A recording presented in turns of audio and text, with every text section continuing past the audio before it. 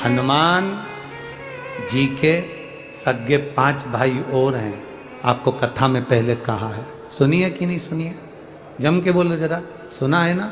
हनुमान जी के 5 भाई और हैं, गतिमान, वृत्तिमान, रतिमान, कैतुमान। ऐसे हनुमान जी के 5 भाइयों का क्रम और आता है शिव महापुराण के अंतर्गत। 5 भाई, अकेले नहीं हनुमान। हमने गतिमान का तो वर्णन आपको पहले भी करा है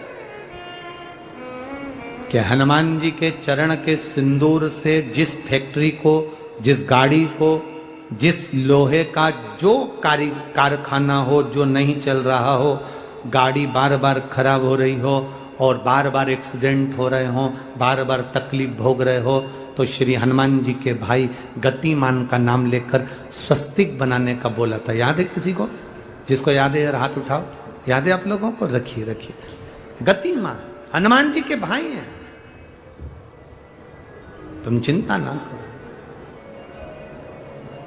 और समय आया और उस समय के अंतर्गत मां के सुंदर आनंद से पवन तनय संकट हरन मंगल मूर्ति रूप राम लखन सीता सहित हृदय बसौ सुरभूप। शिव के एक अंश मात्र, शंकर का एक स्वरूप माता अंजना के गर्भ में पहुंच गए।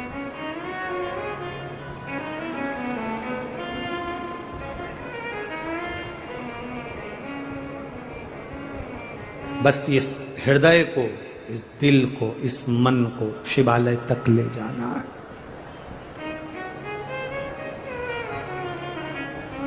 और जब ये मन, जब ये चित्त शिवालय तक पहुंच जाए तो समझ लो कि तुम्हारी जिंदगी की सार्थकता हो गई। श्री शिवाय नमस्तुभ्यं। महाराज, दुनिया के लोग नहीं समझते कि शंकर पर जल चढ़ाने का क्या लाभ है। शिव महापुराण कहती है, अगर एक दिन, शिव महापुराण की कथा कहती है, मंगलवार को अगर शिव जी के मंदिर में, शंकर के मंदिर में जाकर 1 लोटा पानी चढ़ाया जाता है तो हमारे कार्य में उन्नति होती है। कोई व्यापार नहीं चलता हो, दिक्कत आ रही हो, तो हनुमान जी के दूसरे नंबर का भाई गतिमान का स्मरण करो। हनुमान जी के उल्टे पांव का सिंदूर लाकर गतिमान का नाम लेकर स्वस्तिक बना दिया जाए व्यापार वाली जगह पर, तो व्यापार अच्छा चलने लगता है। महाराज, कोई व्यक्ति पैसा खा गया, नहीं दे रहा, बहुत परेशान हो गए, मांग मांग कर दे गए, नहीं दे रहा, हाथ जोड़ लिए, पांव जोड़ लिए, सब कुछ कर लिया, नहीं दे रहा, तो हनुमान जी के तीसरे नंबर का भाई रतिमान, रतिमान, गतिमान नहीं, रतिमान, रतिमान का नाम लीजिए। पीपल के पत्ते पर लाल सिंदूर से जो व्यक्ति पैसा लेकर गया उसका नाम लेकर बहते हुए पानी में अपनी कामना कर रतिमान का नाम लेकर छोड़ दीजिए। 15 दिन में रतिमान ऐसी उतावली मचाता है कि उसको हाथ जोड़कर वो खुद फोन लगाकर बोलता, भैया तेरा मैं पैसा लौटा दूंगा। रतिमान का स्मरण किया जाता है। रतिमान, ध्यान दीजिएगा, हनुमान का एक स्मरण, पंचमुखी हनुमान का एक भाव। महाराज, जैसे बहुत ज्यादा तकलीफ अगर व्यक्ति को हो गई है, बहुत कष्टमय जीवन चल रहा है, हार गए हर जगह से और तकलीफमय जीवन चल रहा है, तो पंचमुखी हनुमान का एक शिव महापुराण का और स्कंद पुराण का एक बड़ा सुंदर मंत्र है। उस मंत्र को आप सब एक बार हमारे साथ में बोलें। ओम नमो हनुमते रुद्र अवताराय सर्व शत्रु संहारणाय सर्व रोग हराय सर्व वशीकरणाय रामदूताय स्वाहा। बस इस मंत्र को हाथ में काली तिल लेकर, एक जौ लेकर और गूगल लेकर, थोड़ा सा उसमें गाय का घी डालकर, कंडे को या अग्नि को जलाकर इस मंत्र का 11 बार 21 बार जाप कर कर अपनी कामना कर कर छोड़ दीजिए। कैसा भी रोग हो, बीमारी हो, कष्ट हो, दुख हो, तकलीफ हो, 21 दिन के अंदर वो आनंद आना प्रारंभ कर देता है। इस मंत्र, स्कंद पुराण का, शिव महापुराण का ये मंत्र मूल पंचमुखी हनुमान सुख दे। और एक और चीज याद रखिए महाराज, यदि कोई काम के लिए जा रहे हो, कोई व्यापार के लिए जा रहे हो या नौकरी करने के लिए जा रहे हो और लगी नहीं रही, बहुत तकलीफ पा रहे हो, सर्विस ही नहीं लग रही, बहुत कष्टमय हो गया, तो निवेदन करूंगा 5 पीपल के पत्ते पर बेसन के 5 लड्डू घर में बने हुए गाय के घी के 5 लड्डू रख लो। उस लड्डू के बीचों बीच एक आटे का दिया और उसमें तिल्ली का तिल डालकर इसी मंत्र का प्रयोग कर कर पंचमुखी हनुमान का किसी भी हनुमान के मंदिर में जाकर, दक्षिण मुखी हनुमान के मंदिर में जाकर उसको रख कर आ जाइए। इसके बाद आप उस काम के लिए जाइए, आपका काम सफल हो जाएगा। आपको किसी को नहीं कहना पड़ेगा कि हाथ जोड़ना नहीं पड़ेगा, किसी के पांव नहीं पड़ना पड़ेंगे, तुरंत काम होगा। बस इस मंत्र का स्मरण कर कर, पंचमुखी हनुमान का भूतेश्वर जो मंत्र है वो सुख देने वाला। पूरे घर में वास्तु के हिसाब से केवल एक दीवार ऐसी होती है जहां पर हनुमान जी का चित्र लगाया जाए।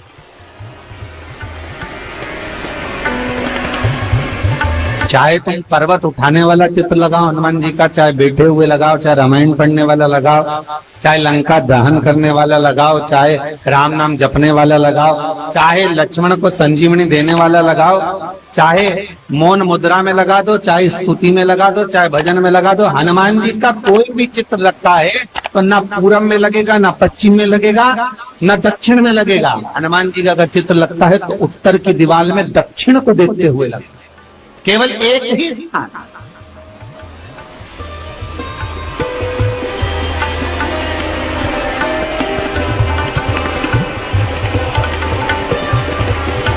जैसे पूर्वजों के चित्र को, पितरों के चित्र को, गए हुए हमारे जीवों के चित्र को दक्षिण में विराजमान किया जाता है, उसी तरह हनुमान को उत्तर में विराजमान कर कर दृष्टि दक्षिण में कर दी।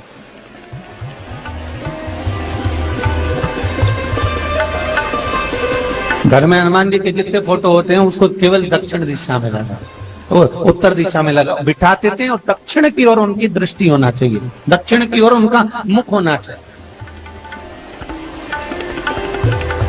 क्यों महाराज? अगर व्यक्ति के जीवन में कोई बीमारी आने वाली है, व्यक्ति के जीवन में कोई रोग आने वाला है, व्यक्ति के जीवन में अगर कोई कष्ट आने वाला है, व्यक्ति के जीवन में अगर कोई परेशानी आने वाली है, व्यक्ति के जीवन में कोई एक्सीडेंट का योग भी बनने वाला है, तो शास्त्र कहता है वो दिशा दक्षिण से ही बनता है।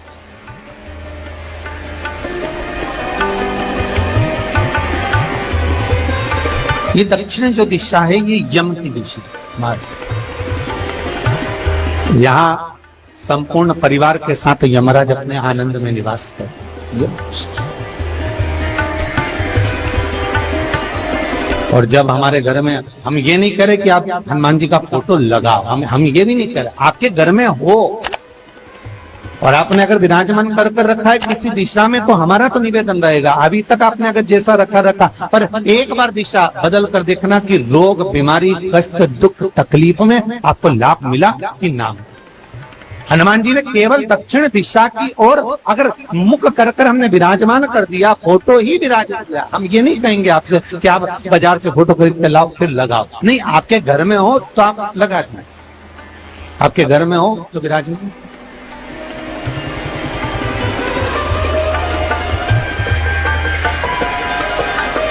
अच्छा, कितनी विपरीतता है वो भी आप जरा जानिएगा महाराज, कि शंकर भगवान के ऊपर जो जल चढ़ाया जाता है उसकी जलाधारी उत्तर में जाती है महाराज।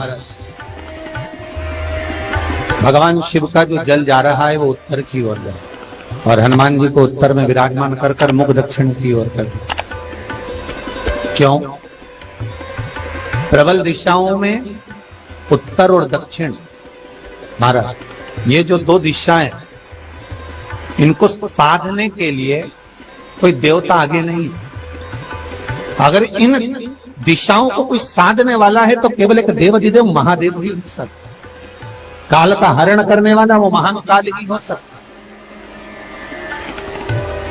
शंकर का ही एक अवतार है हनुमान जी महाराज, रुद्र अवतार महाराज। हनुमान जी से कहा तुम दक्षिण की ओर दिशा पर संभालिए, शिव जी कहते हैं मेरा जल जब उत्तर की ओर जाएगा तो इस दिशा को मैं संभालू, चिंता ना करिए।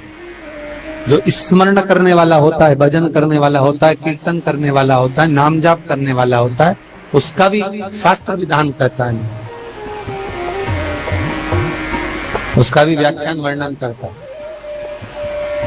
कि जैसे एक दिशा के रूप में हनुमान जी महाराज को विराजमान कर दक्षिण की दिशा पर हम विजय पर, अर्थात रोग पर, बीमारी पर, कष्ट पर, तकलीफ पर हम विजय प्राप्त कर सकते। ऐसा नहीं कि ऐसा कोई रोग नहीं जिसकी दवा नहीं है, पर जब तक भगवान की कृपा नहीं होगी तब तक कोई औषधि मिल सकती नहीं, कुछ प्राप्त नहीं हो सकता।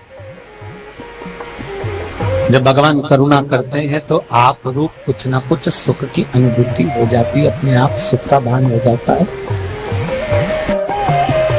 तो जैसे दक्षिण का जो स्वामी तत्व है, दक्षिण पर जो दृष्टि देने वाले श्री हनुमान जी महाराज है, इसलिए हनुमान जी को उत्तर की दीवार पर विराजमान कर उनका मुख दक्षिण की ओर रखा जाता है।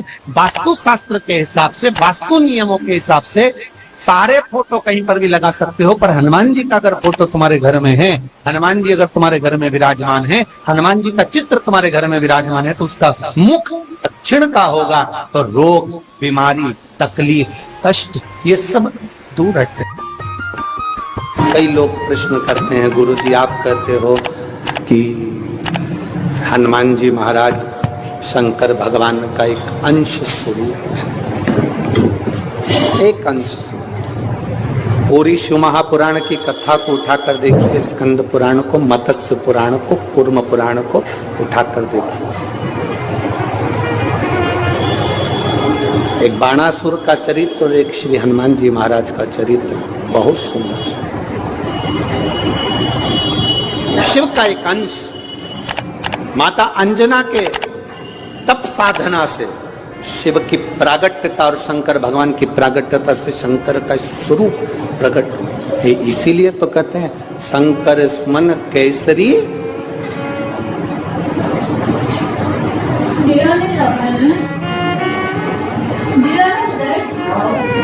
शिव का एक स्वरूप है हनुमान जी।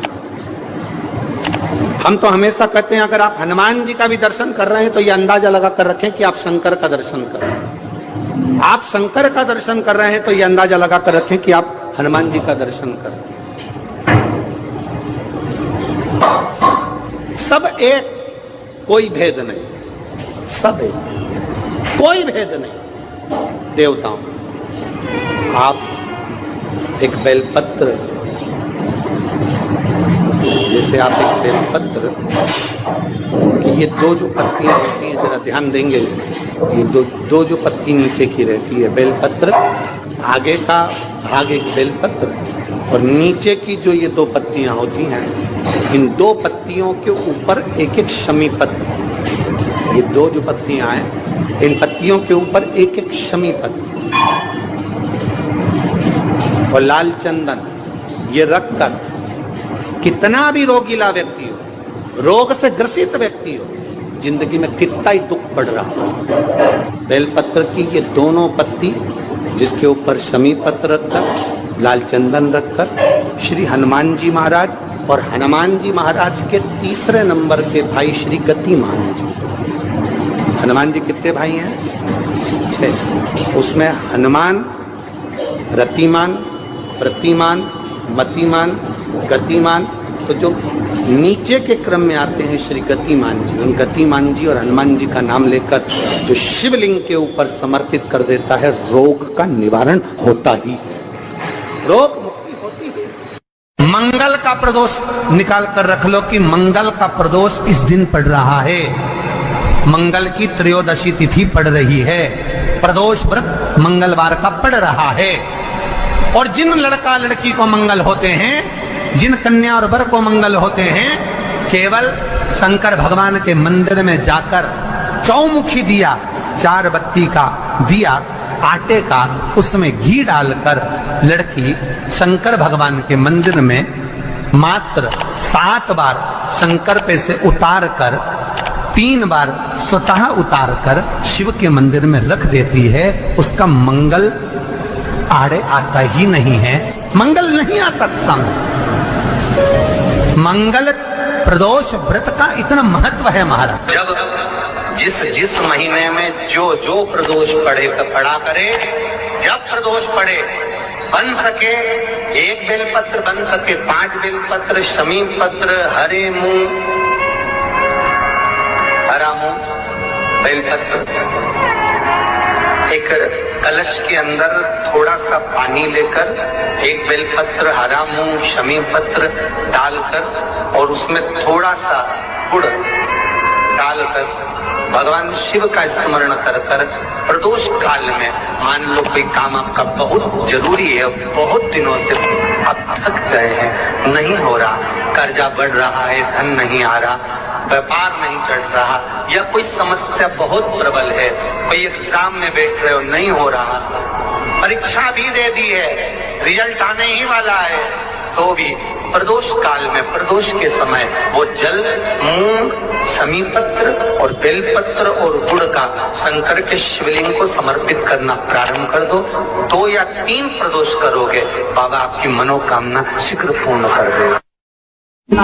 शंकर भगवान पर चढ़े हुए जल जब नीचे की ओर आता है, जिस जगह पर जल गिरता है उस जगह पर मात्र एक दुर्गा प्रदोष के दिन अपनी कामना कर कर इस शरीर के सुख के लिए शंकर भगवान के जल गिरने वाले स्थान के पास में अवधूतेश्वर महादेव के नाम से रख दी जाती है, तो जिंदगी में कभी बड़ी बीमारी नहीं आती। उसी तरह जिससे रोग को समाप्त करने के लिए दुर्वा का प्रयोग किया जाता है।